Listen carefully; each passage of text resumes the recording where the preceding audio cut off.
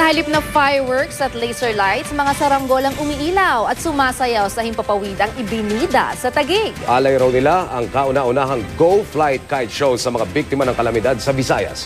Saksi, si Dano Tingkungko. Walang fireworks o pailaw, ni walang laser lights. Pero ang himpapawid sa bahaging ito ng Taguig, nagliwanag. At sa maniwalat kayo't hindi, dahil yan sa mga high-tech na saranggola na may mga nakakabit na LED lights. DLC rin ito at remote control ng paglipad.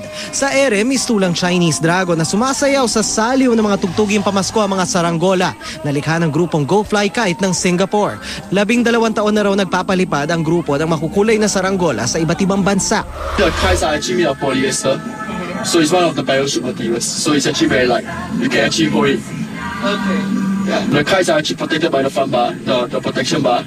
So when you crash on impact, these bricks, or actually our propeller also, is flexible. So when you crash, it's not a problem.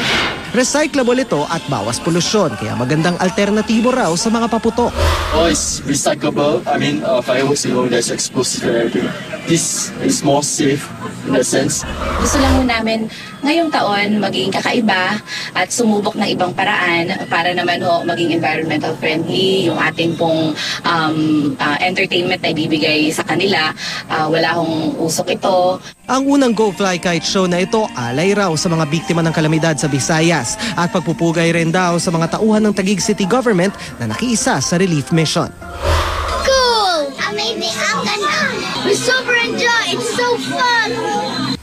Ako si Dano Tingkungko, ang inyong saksi.